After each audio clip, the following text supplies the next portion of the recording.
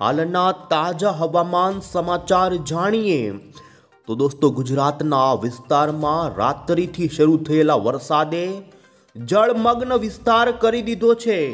ભૂકા કાઢી નાખ્યા સૌરાષ્ટ્રના ભાવનગર અને અમરેલીના દરિયાના કાંઠાના વિસ્તારોમાં દોસ્તો માવઠાએ તો રેકોર્ડ તોડી દીધો એ તેવો ભયંકર વરસાદ પડ્યો છે અને હજુ પણ દોસ્તો થઈ જજો તૈયાર। અરબ સાગરમાંથી સતત ડિપ્રેશન લેવલના વરસાદી વાદળાઓ ગુજરાતમાં પ્રસરતા જોવા મળી રહ્યા છે અને દોસ્તો આ વરસાદી સિસ્ટમ ગુજરાત ઉપર પથરાણી છે।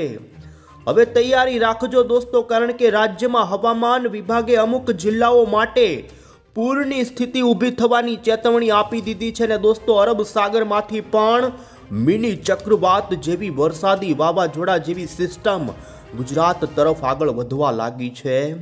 વરસાદનો ખેલ દોસ્તો હજુ શરૂ થયો છે। આવનારી 48 કલાકને લઈ સાવચેતી રાખજો ને આપણે આજના આ વિડીયોમાં એ જ જાણીશું કે ગુજરાતમાં આવનારી કલાકોમાં આજે જેમાં 24 થી લઈ 48 કલાક અને જેમાં માવઠું કેટલા દિવસ સુધી ચાલવાનું છે ને જેમાં હવામાન વિભાગ તરફથી દોસ્તો આજે રાજ્યના કયા વિસ્તારોમાં વરસાદને લઈને અત્યારે આપી દેવામાં આવ્યા છે રેડ, ઓરેન્જ અને યેલો એલર્ટ।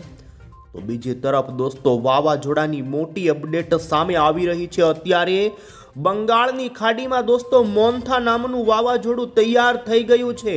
આવનારી કલાકોમાં મજબૂત વાવાઝોડામાં પરિવર્તિત થવાનું છે અને આ વાવાઝોડું જાણીશું ક્યાં ત્રાટકશે, ત્યારે શું સવાલો ઊભા થઈ રહ્યા છે સૌને કે શું ગુજરાતમાં આવશે વાવાઝોડું?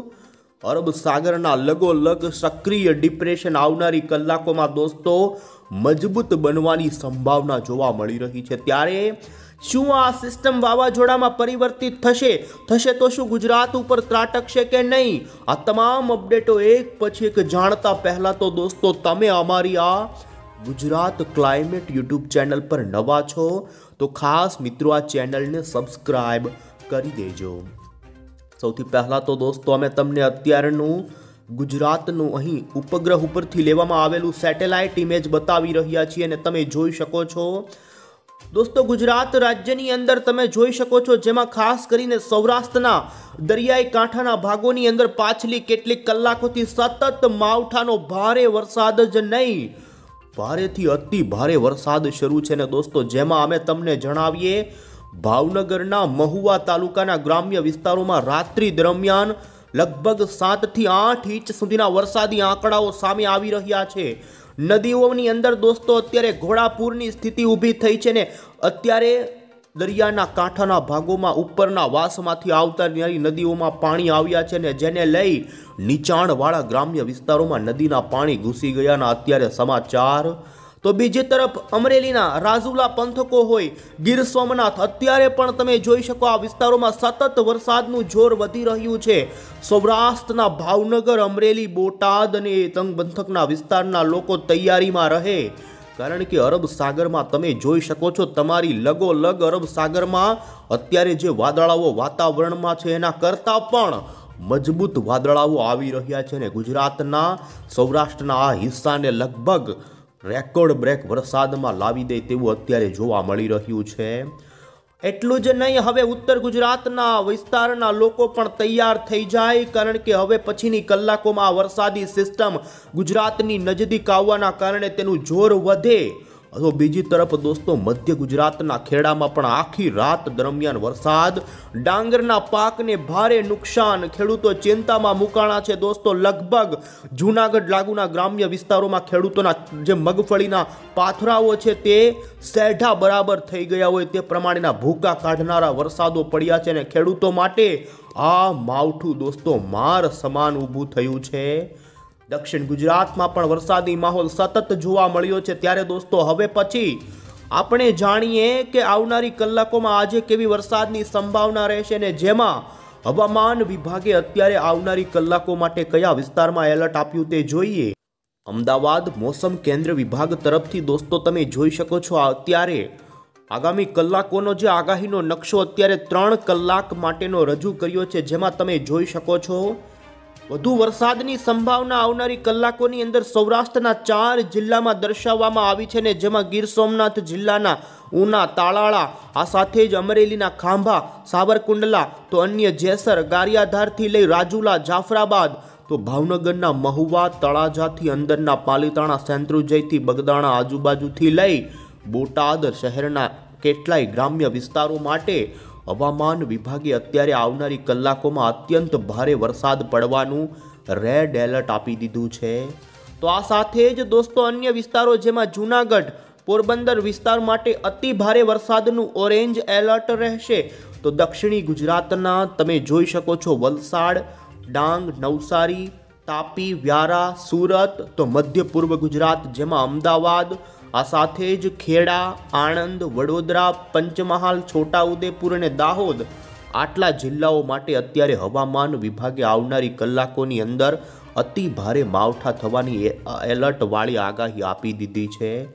આજે દોસ્તો સાંજ પછી ઉત્તર ગુજરાતમાં પણ વરસાદનું જોર વધશે અને જેમાં બનાસકાંઠા, સાબરકાંઠા, અરવલ્લી, મહીસાગર, ગાંધીનગર, આ સાથે જ પાટણ, મહેસાણાના પંથકોથી સૌરાષ્ટ્રના અન્ય બાકી રહેલા વિસ્તારોમાં પણ જેમાં દ્વારકા, જામનગર, પોરબંદર, સુરેન્દ્રનગર, મોરબી અને કચ્છના પણ વિસ્તારોમાંથી દોસ્તો શરૂ થઈ શકે માવઠું, અને જેને લઈ હવામાન વિભાગે આ વિસ્તારોમાં જોઈ શકો છો અત્યારે ભારે વરસાદનું યલો એલર્ટ આપી દીધું છે।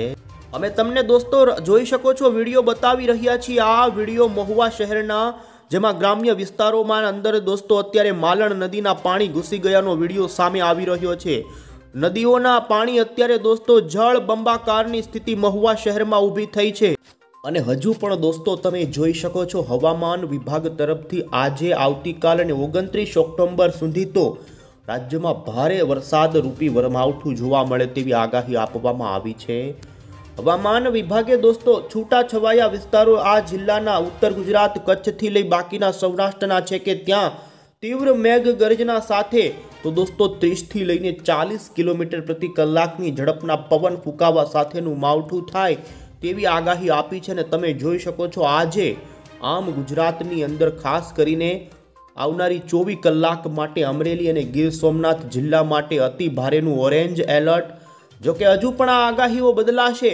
સતત કલાકે હવામાન વિભાગ આગાહીઓ બદલી રહ્યું છે ને દોસ્તો અમને આપને જણાવી દઈએ આઈએમડી તરફથી અત્યારે જે ગુજરાતનો આગાહીનો નકશો આવ્યો છે જેની અંદર આપણા ગુજરાતમાં સમગ્ર ગુજરાતની અંદર આજે ભારતીય હવામાન વિભાગ તરફથી અતિ ભારે વરસાદનું ઓરેન્જ એલર્ટ જાહેર કરી દેવામાં આવ્યું છે।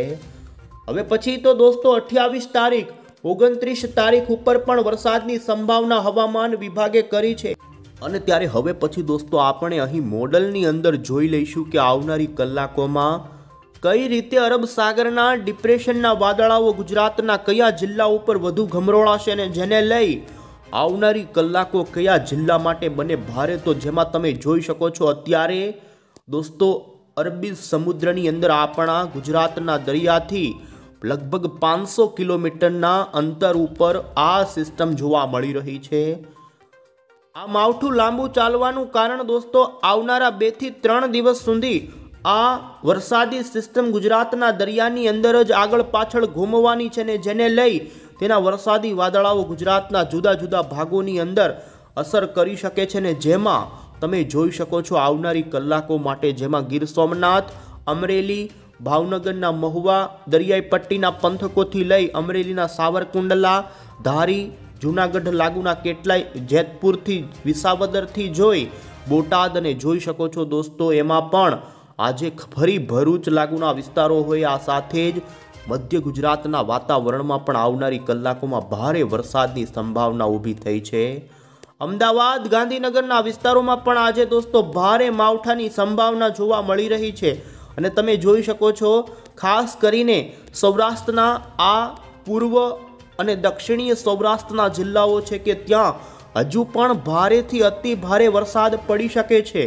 તો આ સાથે જ દક્ષિણી ગુજરાતના જિલ્લાઓમાં પણ ભારે વરસાદી આંકડાઓ આવી શકે છે સામે, જેમાં અહીં તમે જોઈ શકો છો વલસાડ, આ સાથે નવસારી, ધરમપુર, કપરાડા, ડાંગ, વાંસદા, નવસારીના ભાગોથી તાપી, વ્યારા, બારડોલી, નવસારી, સુરત આજુબાજુના કેટલાય પંથકોથી લઈ અને ભરૂચ જિલ્લાના વાતાવરણ ઉપર પણ આ સિસ્ટમ અસર કરી શકે છે ને જેને લઈ મધ્ય ગુજરાતના વડોદરા, આ સાથે છોટાઉદેપુર, પંચમહાલ, દાહોદથી લઈ હવે પછી આજ બપોરથી સાંજના સમયગાળા દરમિયાન તો ઉત્તર ગુજરાતના સાબરકાંઠા, અરવલ્લી, મહીસાગર, પાલનપુર, મહેસાણાના આજુબાજુના વિસ્તારોની અંદર તો અમુક પંથકમાં દોસ્તો 4 ઇંચ કરતાં વધુનો વરસાદ પણ સામે આવી શકે છે.